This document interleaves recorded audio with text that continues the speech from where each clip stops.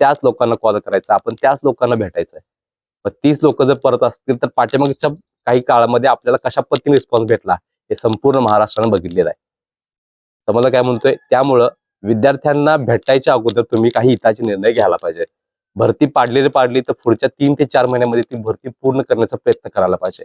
महाराष्ट्रामध्ये भरती पाडायच्या अगोदर काही गोष्टी तुम्ही फोकस करायला पाहिजे. त्याच्यावरती समिती बसायला पाहिजे, की बाबा आपण भरती पाडतोय, पण ही भरती कोणत्याही टप्प्यावरती जे हे आहे कोर्ट आहेत, त्या कोर्ट केसेसमध्ये अडकायला नको पाहिजे. तुम्ही जर महाराष्ट्रामध्ये बघायला गेलात तर प्रत्येक भरती ही कोर्टमध्ये जाते.